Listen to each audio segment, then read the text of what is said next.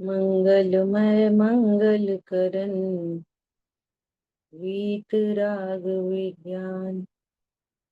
नमो ताहि जाते भये अरहंतादि महान।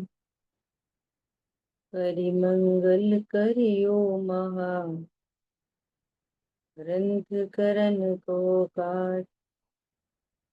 जाते मिले समाज सब पावे निज राय। नमो अरहंताणं नमो सिद्धाणं नमो आयरियाणं नमो उभययाणं बोलो ये सवता गुणम्। मोक्ष मार्ग प्रकाशक जी ग्रंथ 8वें अधिकार पर हम लोग स्वाध्याय कर रहे हैं और अपना विषय चल रहा है चरणान योग के व्याख्यान का विधान। चरणान योग में उपदेश दो प्रकार का है, एक व्यवहार का उपदेश और एक निश्चय सहित व्यवहार का उपदेश। व्यवहार का उपदेश सबके लिए कार्यकारी है ना।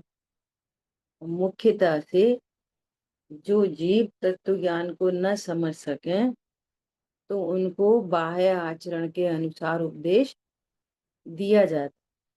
ठीक है, कल प्रश्न आया था फिर उपदेश क्यों देते हैं जब तीन काल की पर्याय में हम कुछ नहीं कर सकते तो उपदेश क्यों दिया जाता है ना। ये प्रश्न कल थोड़ा सा समाधान किया था हालांकि कि निमित्त नैमित्तिक संबंध है, बस इतना है।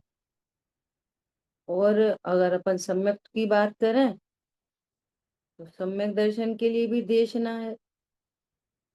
देशना मिलती है उसको देशना की लब्धि होती है, तो लब्धि देशना देने वाला नहीं करा सकता। इधर योग्यता आती है लब्धि की और उधर देशना निमित्त होती है, बस इतनी बात। अब देखो कुछ प्रथमानियों के एंगल से अपन इसी बात को समझने की कोशिश करेंगे, है ना। देखो जैसे नेमी राजकुमार ब्याह के लिए चले, है ना, तो प्रथमान युग में ये तो कोई चर्चा आती नहीं है कि उनकी जबरदस्ती ब्याह कराया गया, की चर्चा तो आती नहीं है। जम्मू स्वामी की आती है, क्या आती है कि जम्मू स्वामी का मन नहीं था लेकिन उनके माँ बाप ने वो लड़कियों से कि ये शादी कर देंगे तो ये उनके चक्कर में फंस जाएगा तो फिर रह जाएगा घर में, है ना। ऐसे उन्होंने तो कहा, तो पर नहीं, उन्होंने क्या बोला कि ठीक है शादी करना है तो कर दो, मैं शादी के दूसरे दिन चला जाऊंगा। तो ऐसे नेमी राजकुमार की तो चर्चा आती नहीं है। तो सुनना ध्यान से, तो जब उनको एक सम्यक दृष्टि थे तो शादी का जब उन्हें भाव आया तो प्रॉपर भाव आया ही था। जैसे शादी की जितनी सारी क्रियाएं होती हैं, हल्दी लगाओ, मेहंदी लगाओ, कपड़े पहनो, मुकुट लगाओ, ये करो, तो सब तरीके से ही चल रहा होगा ना कार्यक्रम। उपयोगात्मक तो पूरी शादी रही होगी ना। और फिर शादी के लिए गए, घोड़ा पे बैठ गए, जिस पे भी गए हों रथ में बैठ के, और फिर वो सारा दृश्य बना और वापस हुए। ठीक है, अरे मैं विषय भोगों के लिए, क्षणिक विषय भोगों के लिए अब वो पर्याय पक रही थी तो वैसे भाव आने लग गए, तो उसमें पशुओं का क्रंदन निमित्त बन गया। पशुओं के क्रंदन से तो वैराग्य नहीं हुआ, तो पूर्व की पर्याय कैसी चल रही है, ब्याह का परिणाम। आगामी पर्याय कैसी चलने लग गई, वैराग्य के भाव। और वैराग्य के भाव ने इतना जोर मारा कि जंगल को चल दिए। फिर वहां जाके मुनि धर्म अंगीकार किया। तो इतनी पर्याय हो गई ना, इतनी, जहां से वैराग्य चालू हुआ और मुनि धर्म अंगीकार करा, इतनी सारी पर्याय हुई होंगी ना वहां बीच में। अब सुनो ध्यान से, कि उधर जो इंद्र होते हैं वे वैराग्य की अनुमोदना करने आते हैं, आते हैं ना, लोकांतिक देव वगैरह सब आते हैं। अब लोकांतिक देवों के अवधि ज्ञान में ये पता चल रहा है कि आज का दिन तो इनका वैराग्य का है, और ये कहाँ चले शादी करने, और ये लौटेंगे। समझ में आ रही है बात? तो किसी किसी को ऐसा विकल्प नहीं आता कि उनसे ये कह दो कि देखो ये आप फालतू में जा रहे हो, आज आपका वैराग्य डे है। नहीं समझ में। और वो बेचारी राजुल को तंग करोगे आप, फिर वो दुखी होएगी। तो आप मत जाओ। समझ में आ रही है बात?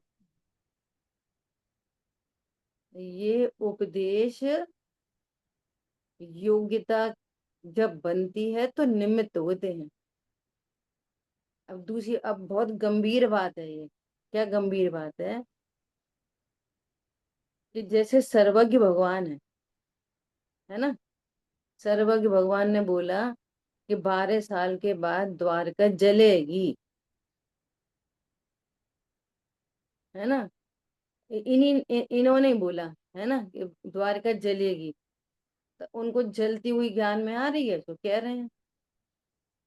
ये नहीं करते कि देखो जलेगी, तुम ऐसे बचाने के उपाय करना, बचा लेना, जल जाएगी नहीं फालतू में। समझ में आ रही है बात? उपा जो होना है वो दिव्य ध्वनि में ध्वनित होता है। हटा लो मिटा ले भगवान में भी जो हो रहा है उसको बताने की सामर्थ्य तो है, उसको फेर फार कराने की सामर्थ्य भगवान में भी नहीं। क्या बोला? अब एक एक लोक नीति चलती है, क्या चलती है? विनाश काले विपरीत बुद्धि। ऐसे बोलते हैं ना, देखो हमारी बात मान लो, ऐसे मत जाओ, और देखो हमारी बात नहीं मानी इसलिए ऐसा हो गया। समझ में आ रही है बात? तो अब सुनो, न तो कोई विनाश काल होता, प्रत्येक वस्तु शाश्वत है, किसी का नाश नहीं होता। विनाश किसका होता है? पर्याय का विनाश होता है, और पर्याय तो विनाशी होती ही है। तो विनाश काले मतलब किसका विनाश हुआ? अपना, आत्मा का, शरीर का, परद्रव्य का। किसका नाश हुआ? अचेतन पदार्थ का। तो ये बात फालतू नहीं है, विनाश काले। अच्छा, अब विपरीत बुद्धि भी नहीं होती। क्या बोला? विनाश काले विपरीत बुद्धि। कौन सी बुद्धि विपरीत होती है? अज्ञानता जिसको हो रही है ना, वो भी विपरीत नहीं है, सही है। क्यों सही है?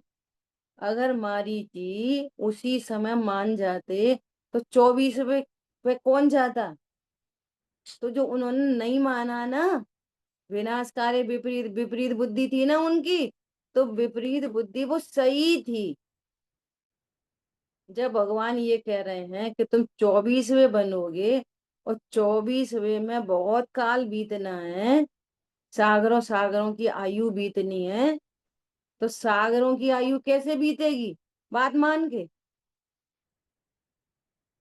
तो वो जो नहीं मान रहा ना, वो सही नहीं मान रहा। क्या बोला?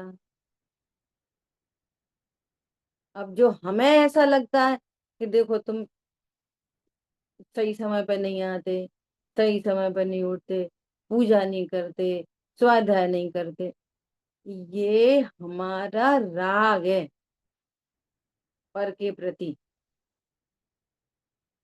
क्या बोला? ये राग में ये सारे कार्यक्रम होते हैं, परंतु उस राग से पर में कुछ होता जाता नहीं, अपने लिए ही अनर्थकारी बनता है। क्या कहा? समझ में आ रही है बात? अगर विषय भोगों का उपदेश दोगे तो तुम्हें पाप बंधेगा। ख्याल में आ रही है बात? उनके विषय भोग कितने मिलेंगे? उनके उदय अनुसार। आप गणित बिठाओ बहुत अच्छे से।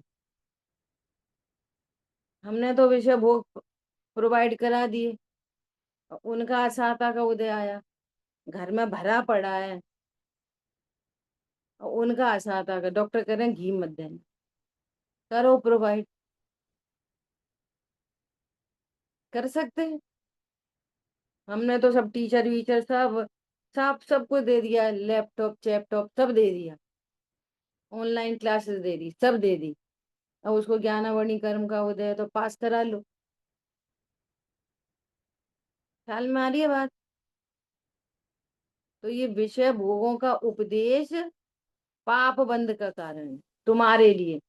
उनका होना जाना उनके अनुसार होता है, हमारी उपदेश से उनमें कुछ नहीं होता। वो तो हमने समझा दी, वो तो हम पढ़ाते थे, वो तो हम करते थे, कि कुछ नहीं करते। ख्याल में आ रही है बात? ऐसे ही ये रत्नत्रय का उपदेश, मंद कषाय का उपदेश, चरणानियों का उपदेश, तत्व ज्ञान का उपदेश, ये उपदेश तुम्हारे लिए पुण्य बंध का कारण है, बंध का ही कारण है। और ये पुण्य पाप का भेद लगा के वो मत करना, तुम्हारे लिए पुण्य बंध का कारण है, सामने वाले का योग्यता अनुसार हो। हम तो कह रहे तुम आज सम्यक दर्शन कर लो। क्या बोला? कैसे करें? तो ये अच्छा, अब ये सब फायदा, इससे फायदा ये है कि हमें सब कुछ होनहार के खाते में, भवितव्य के खाते में डालकर हमें न अहंकार होता, न रिग्रेट होता। और ये जो भाव उत्पन्न हो रहे हैं ना समझाने के, ये व्यर्थ भाषित होते हैं।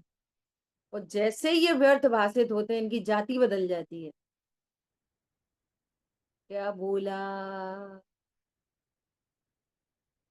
ये व्यर्थ भाषित होते हैं ना, अरे बोलना तो पड़ेगा ही, अब घर में तो रह ही रहे हैं, अब ऐसा देखना ही पड़ेगा, करना ही पड़ेगा।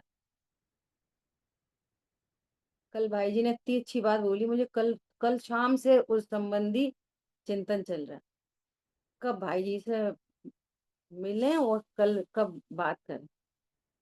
ऐसे तीव्र हो, ये किसी ना किसी तरह कहीं ना कहीं फंसता है। अब हमारे बच्चों का क्या होगा? अब हमें ही तो संस्कार देना। तुम कौन? उन्हें संस्कार होने होंगे तो उनकी वैसी योग्यता से वैसे निमित्त सहज बनेंगे। निमित्तों से उपादान कभी नहीं डेवलप होता, किसी का डेवलप नहीं होता। फिर भी उपदेश दिया जाता है सत निमित्त में रहने का, बस। और जो तीर्थंकर प्रकृति के जीव होते हैं ना, आप देखो इनको कैसा अकर्तृत्व, तो अभी भगवान बनने वाले हैं ना, इनको होल लाइफ बोलने का ही भाव नहीं आता, सीधे तीर्थंकर प्रकृति वो उदय में आती है, सीधे दिव्य धनी खिड़ती है। होल लाइफ भी बोलते ही नहीं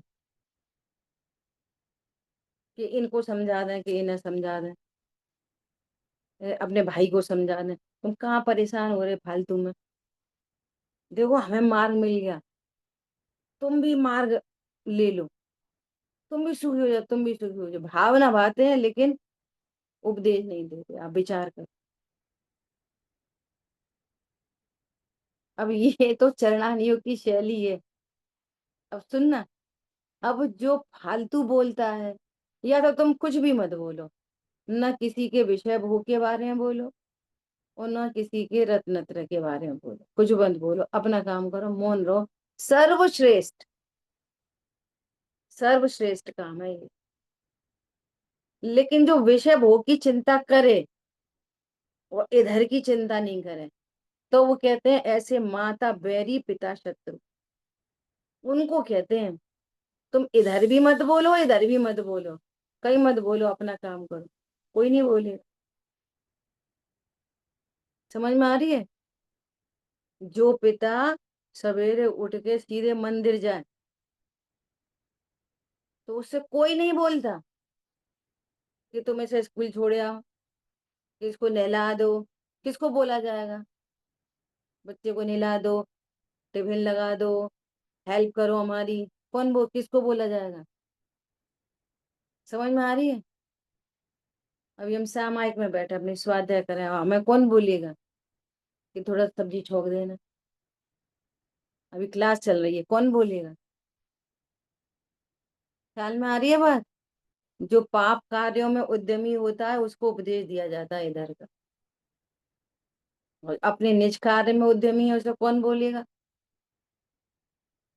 नहीं, आप मुनिराज हो वो तो सब ठीक है, तो तुम्हारे घर में थोड़ी समस्या आ गई है,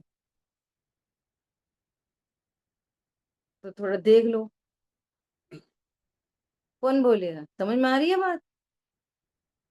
और विष्णु कुमार मुनिराज ने अपने पद से नीचे आके कार्य किया, तो द्रव्यान योग में उसको सही नहीं ठहराया, करणान योग ने उसको सही नहीं ठहराया, प्रथमान योग ने सही ठहराया, बस प्रशंसा कर दी वात्सल्य की। समझ में आ रही है बात? ऐसा। तो उपदेश के अब ये तो भैया कल से क्लास बंद करो कि नहीं कर सकते। उदय है ना, उदय तीव्र, तुम्हारा आने का उदय और हमारा कहने का उदय, हर जगह से लगा ले। ये सब कर्म के धक्के की व्यवस्थाएं हैं, और ये अपनी अस्थिरता की व्यवस्था है, ऐसे लगा लो। राग विद्यमान है तो ये काम होएगा। योग्यता लगा लो, सीधा सीधा योग्यता ही है बस। किसी भी राग को तीन तरह से डिफाइन किया जा सकता है। क्या? कर्म के उदय से, अपनी कमजोरी से, पुरुषार्थ की कमी से, और फाइनल आंसर है योग्यता। योग्यता ही है, कौन करे कौन समझाए? तो ऐसा चलता रहता। अब सर्वज्ञ भगवान की दिव्य ध्वनि में कोई बात आ रही है कि हे राजा शेणे, तुम अभी नरक जा रहे। समझ में आ रही बात? तो तो उनने देखा है इसलिए नहीं जा रहे। क्या बोला? अब हम क्या करें भैया, भगवान ने हमें नरक जाते देगा तो मैं नरक जाना पड़ेगा, ऐसा नहीं है।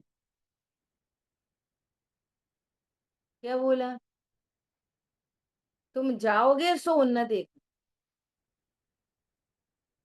उनके। अब भगवान ने जो जो देखी बेतराग ने सो सो होशी भी रे। अब हम क्या करें, भगवान ने देखी तो हमें ऐसे परिणमन करना पड़ रहा।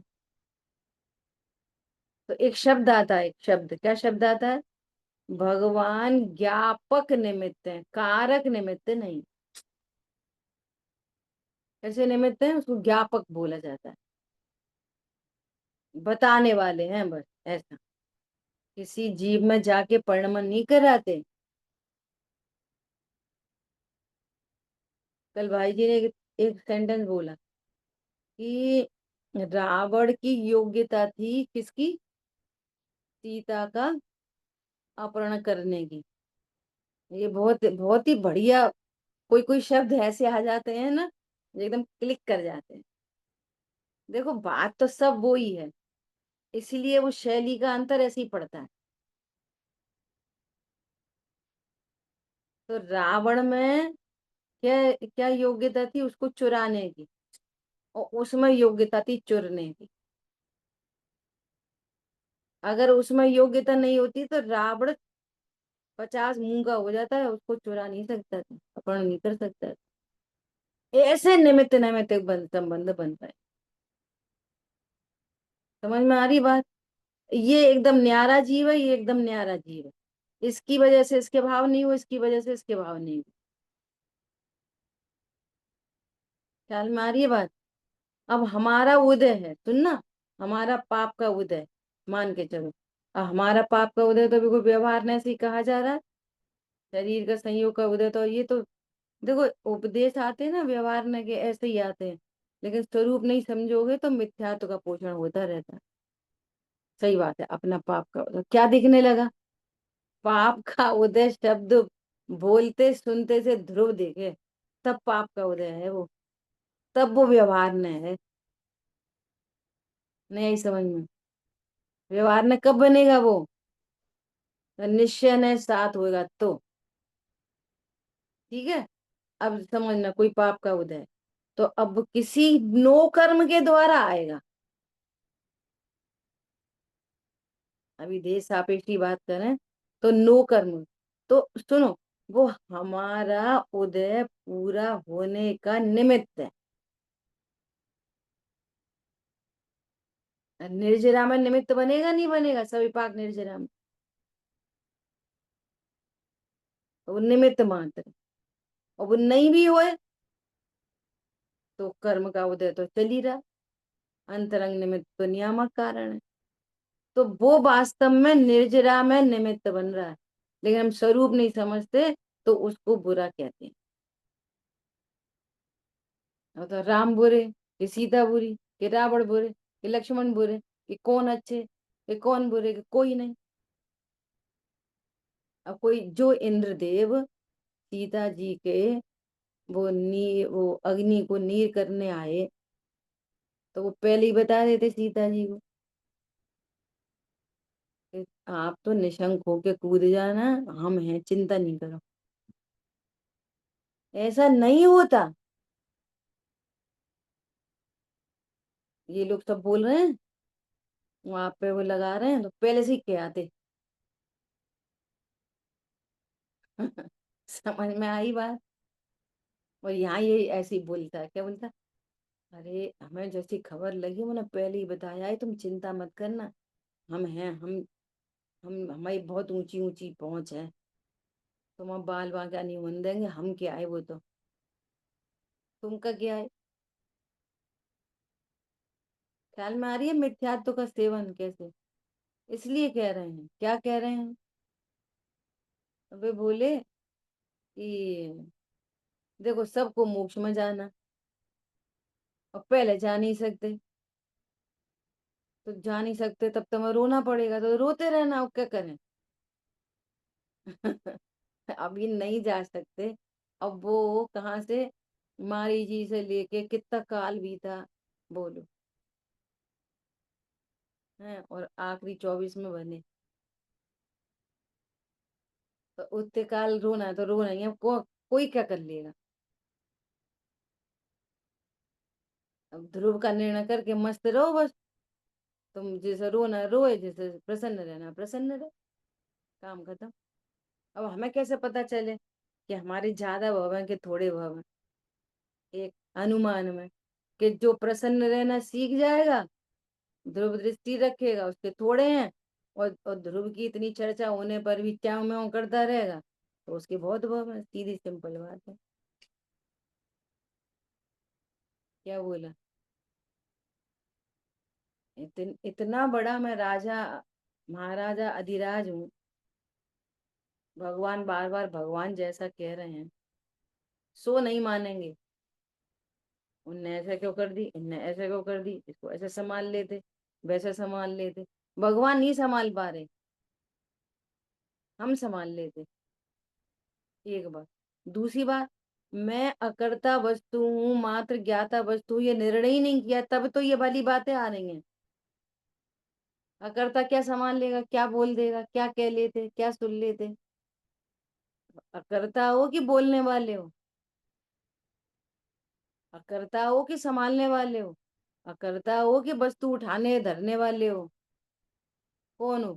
उस टाइम से उठा के नहीं रखी, जो वहीं पड़ी है। कितने घर में जो फालतू की इतनी चेंचे पेपे होती है ना, सब बंद हो जाए। कैसे हो जाए? वो परिणमन है, वो भी उपदेश है बस। देती जैसे यहाँ क्यों छोड़ी, वहां क्यों नहीं धरी?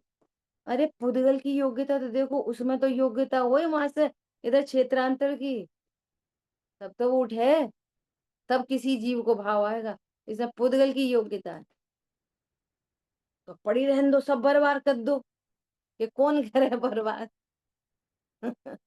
ख्याल में आ रही है बात? आगे से छूना ही मत तुम, कि हम छूते ही नहीं है। आगे से क्या नहीं छूना, समझ में आ रही है बात? तत्व ज्ञान कितना निर्भय निश्चिंत हो जाता है। फिर भी यदि विकल्प आवे तो यू टर्न, संबोधन समता, जो यू टर्न लगाने का अभ्यास कर लेगा उसका काम बने। ठीक है, क्लियर हो गई बात? चलो आगे। तो क्या कह रहे हैं कि व्यवहार के उपदेश में, क्या कह रहे हैं कि यहाँ पर जो व्यवहार का भी उपदेश है वो सम्यक दर्शन के ही अर्थ है। कोई पूजा पाठ नहीं कराने तुमसे। क्या बोला? पूजा पाठ के माध्यम से देव का स्वरूप समझाना, गुरु का स्वरूप समझना, शास्त्र का स्वरूप समझना, अनेकांत वस्तु स्वरूप समझना है, स्याद्वा शैली समझनी है, इसलिए पहुंचाया है वहां। ठीक है। और जब हमें उनका स्वरूप पता चलता है तो फिर क्या होता है, औरों को नहीं मानता, तो ग्रहित मिथ्या टूट जाता। इतनी बात पे ग्रहित मिथ्या टूट जाता। देखो बहुत क्रिस्टल क्लियर बात है कि यदि अभी भी हम लोभ से या भय से कोई भी काम कर रहे हैं, है ना, तो ये समझ लो ग्रहित मिथ्यात्व के बीच में। आप कहते रहो ज्ञायक है ज्ञायक, ग्रहित मिथ्या टूटे बिना अग्रहित नहीं टूटेगा। ख्याल में आई बात? ऐसे तथा जीवादिक तत्वों का व्यवहार स्वरूप कहा है, भेद रूप स्वरूप कहा है, उसका श्रद्धान करना और शंकादि 25 दोष न लगाना। देखो इतनी सफाई हो जाएगी तो इसको परमाण प्रकट होएगा। तो 25 दोष क्या क्या बोले थे, कौन बताएगा? बोलो, पायल जैन बताएंगे।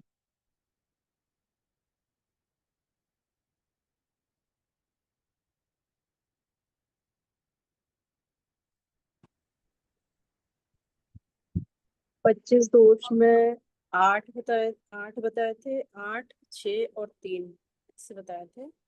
और संकादी दोष में कांक्षा, ग्लानि। नहीं बस नाम बताओ खाली। 8 शंकादि दोष और 8। 8 मद, 3 हम्म, मूर्ता और 6 अनायतन। ठीक है, सबको क्लियर है? ये नाम सबको क्लियर है ना? तो कल अपन ने 8 शंकादि दोष की बात कर ली थी, जो निशंकादि अंग प्रकट होते हैं उसके ओपोजिट। ठीक है, ये सब नाम लिख लिए होंगे सबने? ठीक है। अब अपन चर्चा करेंगे कि 8 मद, 8 मद कौन कौन से होते हैं, नाम याद है? अजय भैया बोलो। ज्ञान मत, पूजा मत, कुल मत, जाति मत, बल मत, वृद्धि मत, तप मत और चलो। ठीक है, तो अब सुनो, ये 8 प्रकार के मद कौन कौन से मद हैं? ज्ञान मद, ज्ञान मद मतलब, ज्ञान मद मतलब कि ये जो छाया समय ज्ञान है ना, मुझे तो इतना आता है, छाया समय ज्ञान का मद, मुझे तो बहुत आता है, तुम्हें कुछ भी नहीं आता, या मुझे कुछ नहीं आता, मैं तो भूल जाता हूँ। ये दोनों मद है, तो इसको बोलते हैं ज्ञान मद, है ना? तो ये ऐसा ज्ञान मत किसको होता है कि अज्ञानी को। और यदि आप सम्यक दर्शन करने चले हो तो ज्ञान मद नहीं होना चाहिए, न अहंकार और न दीनता। क्यों नहीं होना चाहिए? क्यों नहीं होना चाहिए बोलो? इसलिए नहीं होना चाहिए कि मैं ध्रुव हूं कि ज्ञान की परिछाया में ज्ञान हूं। तो जो सम्यक दृष्टि होता है या सम्यक दृष्टि की पात्रता वाला होता है, कल शाम को बहुत चर्चा चल गई थी कि ये सारा निर्णय पहले गुण स्थान में होता है। उसके 8 मद पहले छूटते हैं, बाद में ऑथेंटिक होते हैं। ख्याल में आई बात? निर्णय पहली करेगा ना, मैं ध्रुव हूं कि छाया में ज्ञान हूं, मैं एक समय की पर्याय हूं कि ध्रुव हूं। तो जो अपने को ध्रुव जानता है तो उसको कम ज्ञान हो कि ज्यादा ज्ञान हो, उसको ज्ञान मद नहीं होता। तो जब तक तुमको ज्ञान का अहंकार रहेगा या ज्ञान की दीनता रहेगी तो सम्यक दर्शन की पात्रता नहीं बनेगी। तो वो कह रहे हैं ये ऐसे शंकादि दोष नहीं लगाना, ऐसा ज्ञान का मद नहीं करना। जब तुम ज्ञान तत्व निर्णय से 7 तत्वों के स्वरूप को जानकर जब आप ज्ञान की पर्याय को व्यवहार जीव में डालोगे और मैं निश्चय जीव हूं, तो उससे भेद ज्ञान होने पर ज्ञान मद नहीं रहे। ख्याल में आ रही है बात? अब देखो, अब भाई जी बार बार क्या बोल रहे हैं, सॉल्व करो कि ज्ञान मद क्यों नहीं होगा। नहीं, सही बात है, मद करना चाहिए क्या? नहीं करना चाहिए। अब ये पता ही नहीं है क्यों नहीं करना चाहिए, ये पता नहीं है हो क्यों रहा है। क्यों हो रहा है ज्ञान मद? अपने को पर्याय रूप अनुभव करने से ज्ञान मद हो रहा है। अब विधि बताओ कि ज्ञान मद क्यों नहीं होएगा? अरे मैं ध्रुव हूं कि पर्याय हूं, ये इक्वेशन सॉल्व करना। अब डायरेक्ट बोल दो हम ध्रुव हैं इसलिए, तो ध्रुव है तो पर्याय भी तो तुम्हारी है। यहाँ है पर मैं पर्याय नहीं। अब इक्वेशन सॉल्व करके कॉन्फिडेंस है आंसर करो। ख्याल में आ रही? तब तक तो अभ्यास हो। हरी बात समझ में? तो यहाँ ज्ञान मत की बात है। दूसरा, पूजा मत मतलब ये पूजा करते वाली पूजा नहीं। जैसे पूज्यता होती है ना, जैसे मान लिया कोई लौकिक गुरु है, पारलौकिक में भी जैसे कोई अभी ना कोई आर्य का है ना कोई मुनि है, मान लिया ऐसी पढ़ने पढ़ाने का सिस्टम है। अब कोई मिले और वो पैर छुए, जय जिनेन्द्र बोले, तो मद आ जाए, देखा मैं इतने लोगों का गुरु हूं मैं। समझ में आ रही बात? ये है पूजा मद। ऐसा, तो अब ये मद नहीं हो तो कैसे नहीं होगा? अब जो अपने को गुरु मानेगा, पिता मानेगा, देखो मैं पैर नहीं छुए, अब मत छुए। समझ में आ रही बात? अब हम ससुर हैं और जी तो पैर ही नहीं छुए ऐसे ने, हम तो जेठ हैं जैसे हम तो पैर ही नहीं छुए, हम तो बड़े भाई हैं, ये तो हमारा कुछ सम्मान ही नहीं करता। ख्याल में आई बात? अब उपदेश दो, क्या उपदेश दो? अरे ठीक है अपन तो शांत रहो, ठीक है, ऐसे मद नहीं जाएगा। और मद में दोनों चीज लगाना है, अहंकार और दीनता। ये तो जिसको आज के भाषा में बोलते हैं ना, सुपीरियर कॉम्प्लेक्स, इंफीरियरिटी कॉम्प्लेक्स। कितना सुपीरियर कॉम्प्लेक्स है कि हम बड़े हैं तो। अच्छा, अब तुम बड़े हो, तुम कि समान है दोनों, ये मद कैसे जाएगा? वो भी जीवा हम भी जीवा, तो ये तुम्हारे पैर छुए कि वो तुम्हारे छुए की बात ही खत्म हो गई। एक सिद्ध भगवान दूसरे सिद्ध भगवान को नमस्कार करना जरूरी है? वे कह रहे हैं सब में सिद्धत्व की स्थापना। तो ये मत कैसे निकलेगा ये? जब हम तत्व निर्णय करेंगे और अपने को जीव जाने। और ये जो पूजा पाजी का भी चक्कर है, ये भी तुम्हारे यश कीर्ति अपयश कीर्ति इन सब से बहुत रिलेटेड है। सारी बाहर कोई कितना तुमको सम्मान देगा, अपमान करेगा, क्या करेगा, सब उदय प्रमाण व्यवस्था है। तो अपना उदय विचारे और इधर अपने को प्रभु विचारे, तो पूजा का मद नहीं होएगा। समझ में आ रही है बात? इक्वेशन सॉल्व करके फिर उसका ध्यान करके याद रखे इस बात को। और अभी अपन ने पढ़ लिया और कल कोई क्या कहे, देखो इनकी बहू है तो मैं पैर ही नहीं छूती। एक ऐसी बोली आंटी जी, बोली उनके घर में माहौल बहुत अच्छा है, तो अपन ने प्रशंसा की। एक बात है, उनकी बहुएं बहुत, 3 बहुएं हैं और एक साथ रहती हैं आज की तारीख में, बहुत बड़ी बात है। हाँ, बड़ी बड़ी बात है। बोलती तक नहीं है मुंह से, तो ये तुमसे नहीं बोलती, हमसे तो बोलती है। हाँ, आपसे क्यों नहीं बोलेंगी? पैर भी नहीं छूती, जय जैन भी नहीं करती, जैसे हमें जानती ही नहीं। समझ में आ रही है बात? ये मद है। भगवान क्या कह रहे हैं? ये मद है। और हमें तो मद लगा, हमें अपनी गलती नहीं लगी नहीं रही कि हमको मद है। ये देखो गजब की बात, हमें उनकी गलती दिख रही है कि भाई हमसे जजमेंट भी नहीं करते। और तुमको ये नहीं पता चल रही है कि भाई जजमेंट करें नहीं करें, तुमको कितना मद है कि तुम दूसरे को झुकाना चाहते और अपने को बड़ा जानते, दूसरे को छोटा जानते। समझ में आ रही बात? किसी की प्रशंसा सुन नहीं सकते, कितना बड़ा मद है। और उसमें पढ़ो, इनकी डिटेल चर्चा करो तो एक एक पे बहुत चर्चा हो सकती है। तो आज सूत्र में पढ़ो, एक एक परिणाम का फल। नीच गति का बंद कहा है, जो अपनी प्रशंसा करता है दूसरों को छोटा ठहराता है, उसको नीच गति का बंद होता है। तो ये मद कैसे हैं हमारे मुनिराज? उपसर्ग कर्ता को भी धर्म वृद्धि और उपसर्ग हटाने वाले को भी धर्म वृद्धि। विचार करो, ये ऐसा मार्ग है जो हमारे पैर नहीं छुए उसको भी, बेटा सुखी रहो, तुमको क्या मिले? सद्बुद्धि मिले। और जो छुए वो, उसको भी आशीर्वाद। वो नहीं छुए तो भी आशीर्वाद। हाँ, काय को आशीर्वाद दे?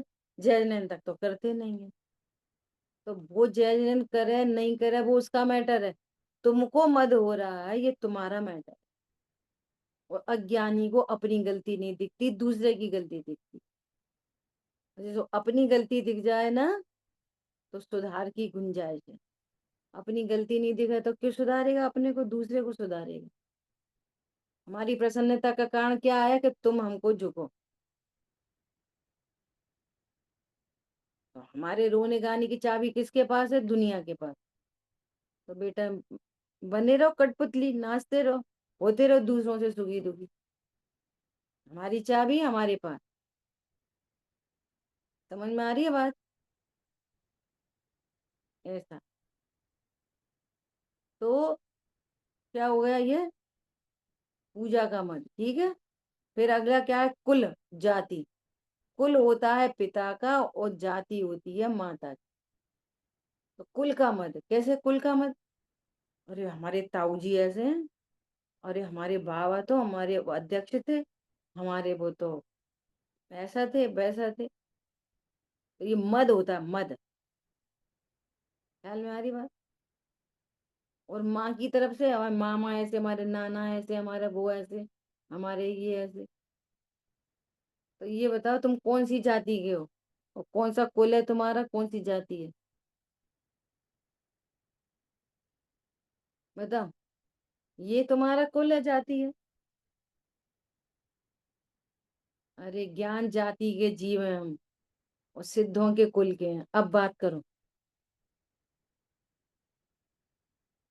अब बात करो, कौन से तुम्हारे बाबा, कौन से तुम्हारे नाना, कौन से तो चाचा और कौन से तो मामा। और देखो अहंकार कैसा, अपन खुद कुछ भी नहीं है, और मामा का अहंकार। हमारे मामा से रिटायर है, उससे पुलिस ऑफिसर थे बहुत बड़े, और तुम तो परचूनी की दुकान पे बैठे। नहीं समझ में। तो मामा से तुम्हारा क्या समझ में आ रही है? अहंकार बिना ही मतलब का, चाहे मामा पूछते भी नहीं हो। और ये कैसा, जैसे मान लिया कोई सांसद बन जाए, अब दूर का, वो पता है मौसी के देवर का भांजा है वो। ले, जो ये सांसद है ना, ये हमारे ऐसा। तो तुम्हारा क्या हो रहा है भैया उससे? ये समझ में आ रही है? ये अपने को विश्व रूप करता है। अज्ञानी कोई ऐसा बोले कि अरे तुम्हारे तुम्हारे यहाँ की सड़क अच्छी नहीं है, तुम्हारे यहाँ की सड़क अच्छी नहीं है, तो ही बुरा लगा। तुम्हारे यहाँ की बड़ी अच्छी है, नाली तो बह रही है इतनी गंदी। ले, तो तुम सड़क हो क्या?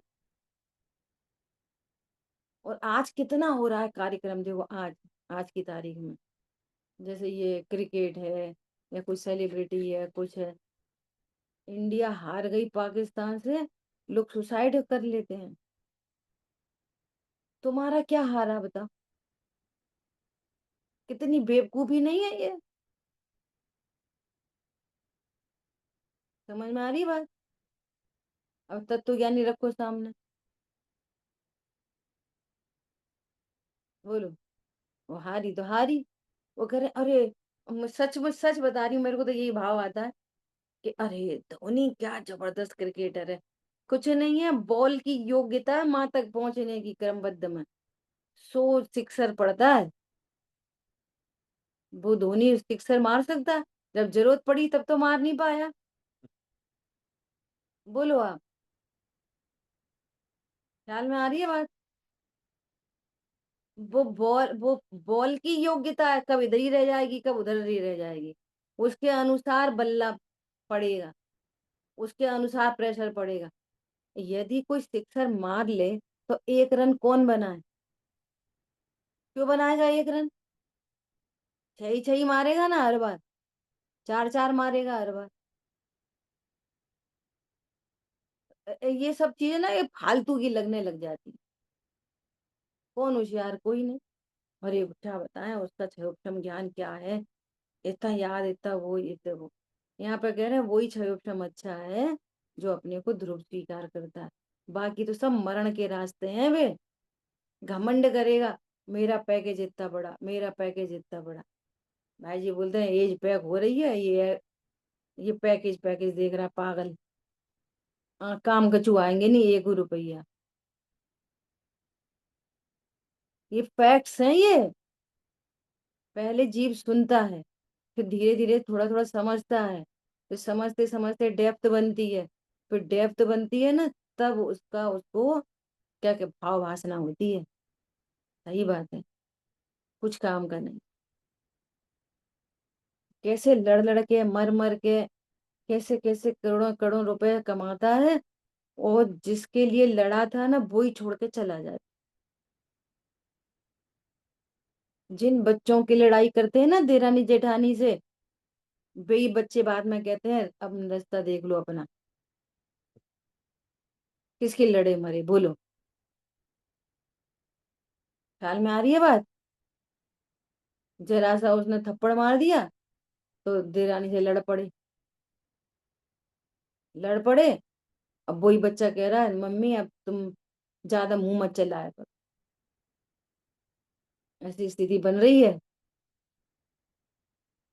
जिस पति के लिए लड़ाई लड़ते हैं वो पति पति बोलता है अक्ल भी है तुम्हें? समझ में नहीं आ रही, लेकिन बोलो कौन किसका है? कोई किसी का सचमुच में नहीं है। तो किसका अहंकार करूं, किसका दीनता करूं, किसका? कुछ किसी का नहीं। अरे बस समय खुल जाती। तो जब तक अपने कुल को, अपनी जाति को नहीं पहचानेंगे, मैं जीव जाति का हूँ, तो ये शरीर मेरी जाति है क्या? तो मैं माँ की जाति पिता की जाति किधर से आई? तो थ्योरम को सॉल्व करके समझो कि न कुल का घमंड है न जाति का घमंड और न दीनता। कैसा लिखा श्यावकाचार्य जी में, जो चांडाल की भेष में है, चांडाल की भेष में है, और जिसने तत्व निर्णय किया है, सम्यक दर्शन प्राप्त किया है, वे गणधर परमात्मा, वे इंद्र, उसको देव कहते हैं। जाति का संबंध किससे है? अगर तुम अपने को ज्ञान जाति का देखते हो तो तुम्हारी उच्च जाति, और अपने को इस सड़ी गली दे जाति का जानते हो तुम्हारी, तुम नीच गति, तो तुम्हारी पहले ही बन गई। समझ में आ रही है बात? तो मैं ज्ञान जाति का हूँ, ज्ञान कुल का हूँ, ऐसे विधि पूर्वक उन दोनों का घमंड नहीं होता, दीनता भी नहीं होती, दोनों लगाते जाना सब में। ठीक है, ये हो गया। अब क्या? रिद्धि, धन ऐश्वर्य आदि का मद, चेतन अचेतन सब परिग्रह रहे, अपनी तिथि लें, ये सारी की सारी उदयाधीन व्यवस्था है। पूर्व में देवशाह गुरु की आराधना का फल है, इसका घमंड क्या? सब देखे देखे जा रहे हैं, करोड़पति रोडपति कब हो जाते हैं पता ही नहीं चलती। समझ में आ रही है बात? ले नुकसान हो गया, ऐसा घाटा लग गया, ऐसा हो गया, प्रत्यक्ष देखे जाते हैं। तो ये मद की वस्तु नहीं है। मद तब होता है जब अपने को धन वाला जानते हैं।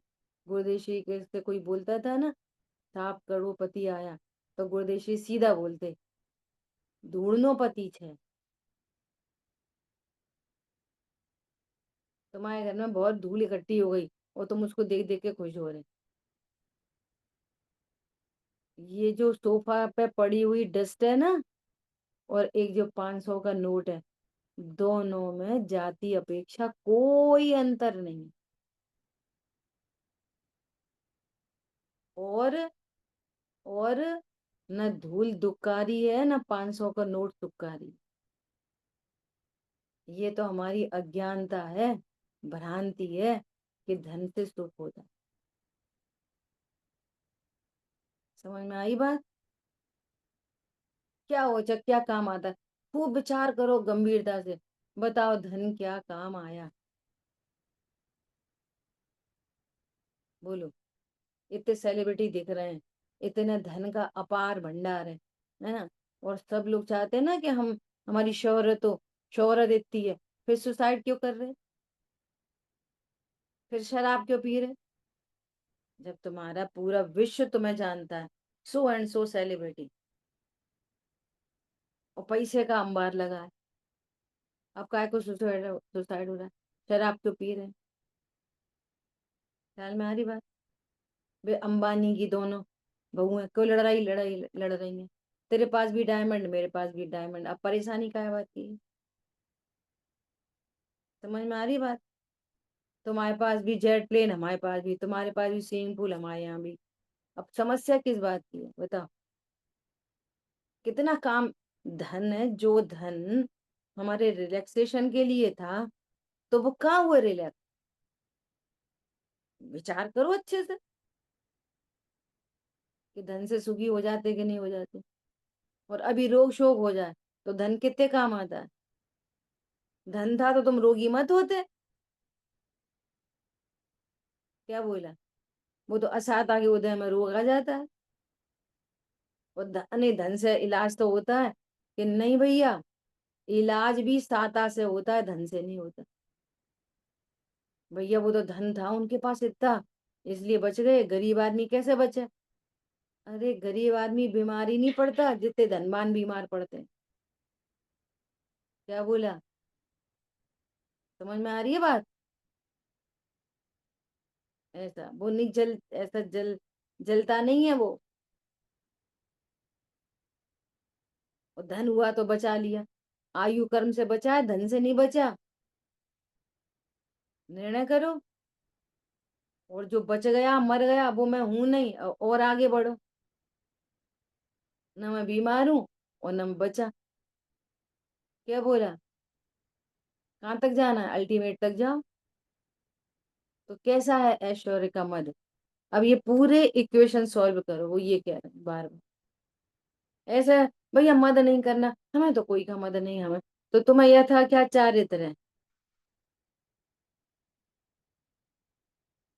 नहीं, हमें कोई घमंड नहीं है।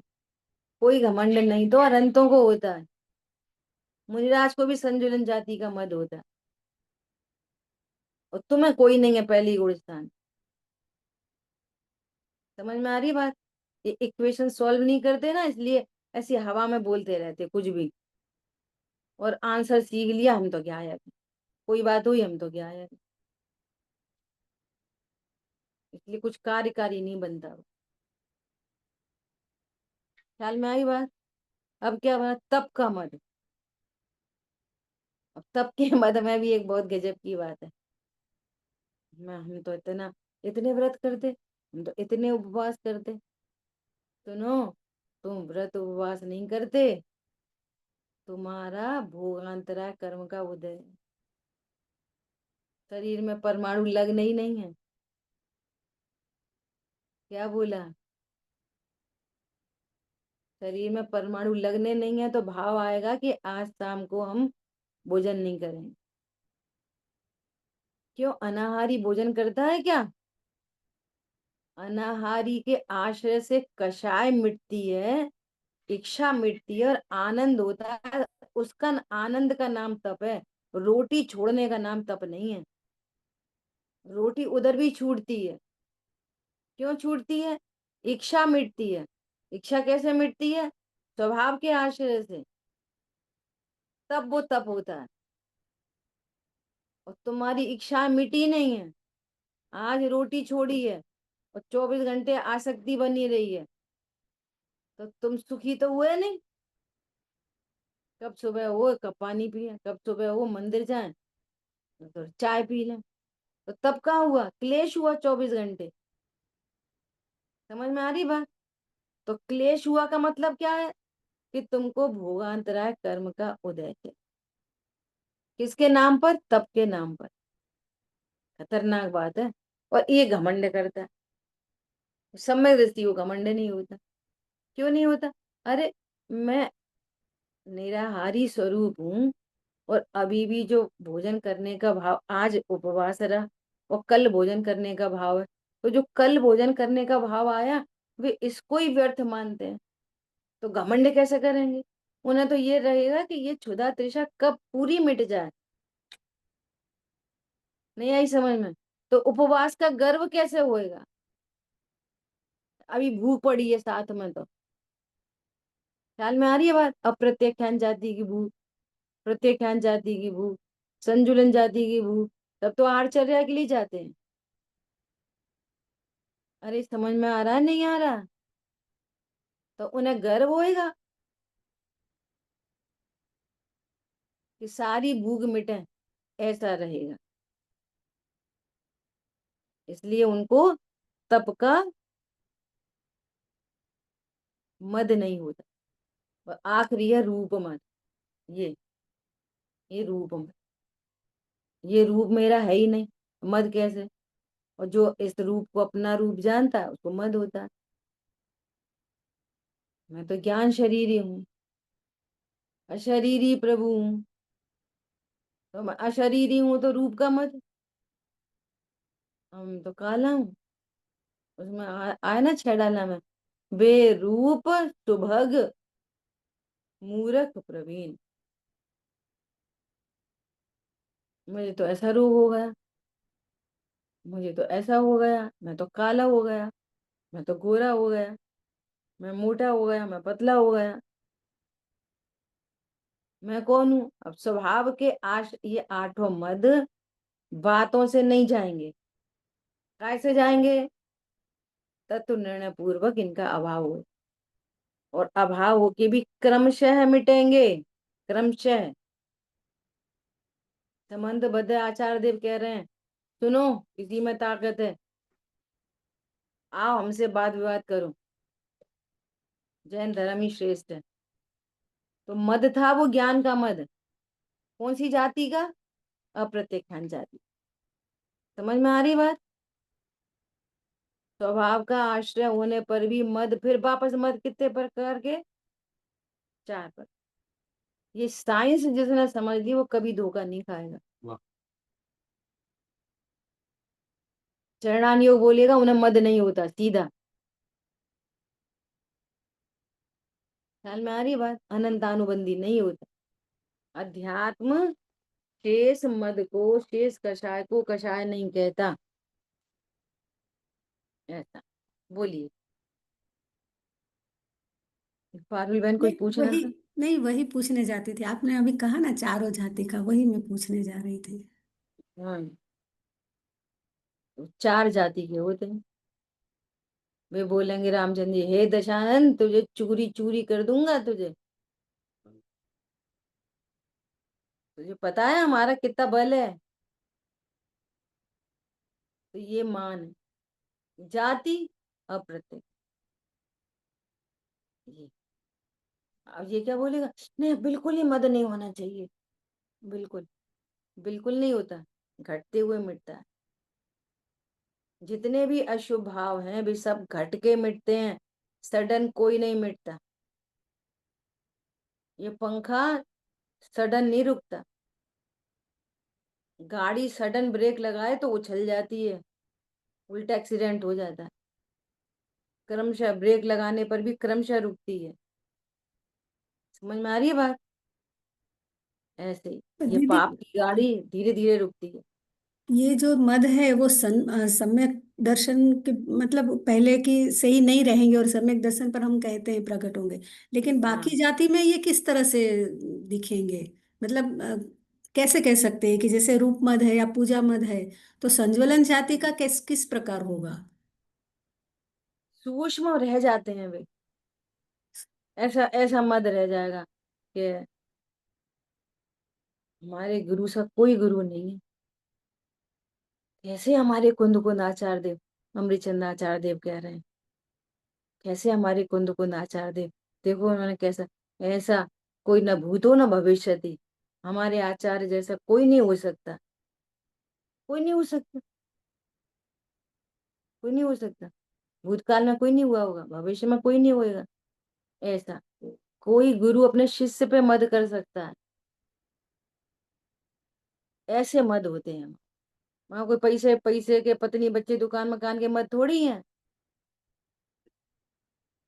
वो संजुलन जाति जाति की बात चल रही। अपने को ध्रुव जानते हैं, 3 कषाय का अभाव हो रखा है, तो भी अपने शिष्य के प्रति राग है ना शिष्य के प्रति। तो राग के ही तो बाइफरकेशन है ये सारे के सारे। अन्य अन्य तरीके से कहे जा रहे हैं बस। इसको ऑथेंटिक कैसे करें? संजुलन जाति का राग है ना, तो संजुलन जाति का सब कुछ है। क्रोध मान माया लोभ हास्य रति रति शोक भय जुगुप्सा, वेद। समझ में आ रही है? सब है। लेकिन उदय है, उदीड़ा नहीं है। उस जाति की चीजें दिखाई नहीं देंगी। सीधे सीधे बोल रहे हैं ना, वेद कषाय 9वें में जाती है। ऐसा अब कोई बोले उन्हें काय का वेद है ये तो करणानी से पता चलेगी है। भगवान कह रहे हैं 9वें में जाएगा। भय नहीं है? मुनिराज को भय नहीं है? हाँ भय है, परिणाम बिगड़ने का भय है। ऐसे वाले हैं। ये तुम्हारे रोटी दुकान मकान, ये पत्नी बच्चे कच्चे, इनका नहीं है। ख्याल में आ रही बात? इसलिए उसकी जाति अनंतानुबंधी नहीं, अप्रत्यख्यान भी नहीं, प्रत्यख्यान भी नहीं। संजुलन जाति की सूक्ष्म कसा है। सो भी वे कैसी हैं? क्षण में छठवां, क्षण में सातवां, क्षण में 7वें में आते हैं, मिट जाती है। लेकिन सत्ता में पड़ी है। जिसको बोलो अबुद्धि पूर्वक की कषाय पड़ी है वहां पे संजुलन। ये नहीं हो तो 7वां गुणस्थान क्यों बोले उसको? 8वां नहीं बोले? नहीं हो तो 9वां नहीं बोले? ये अंतर क्यों पड़ रहे हैं गुणस्थानों के? हैं और वो क्रम से जा रही हैं जा रही हैं। सबसे लास्ट में सूक्ष्म लोभ रह गया। अब मुनिराज को क्या लोभ रहता होगा, 1 करोड़ और कमा लेते, बच्चों को और देख लेते, एक मंदिर और बनवा लेते। ओ मेरी ऐसी दशा जैसी तुम धारी है, ऐसा कोई लोभ है बस। ख्याल में आ रही है बात, सूक्ष्म है। तो वो केवली ज्ञान गम है, वो सूक्ष्म लोभ भगवान ने तो जैसा है तैसा बता दिया। सूक्ष्म लोभ है तो है, इसलिए वो 10वां है, नहीं तो वो 10वां नहीं कहलाता, वो 12वां कहलाता। तो गुणस्थान फिर 2 घट जाते। कषाय विद्यमान है तभी तो गुणस्थान है। मोह और योग के निमित्त से होने वाले जीव के तारतम्य भेद हैं जो श्रद्धा चारित्र के, उनका नाम गुणस्थान है ना वहां पे उतना विकार। ऐसे, ठीक है। जिन वाणी के ज्ञान से तुझे लोका लो, तो वाणी मस्तक नहीं सदा दे तुम दो। बोलिए दौशामयी जिनवाणी। जय जय जिनेन्द्र सभी को।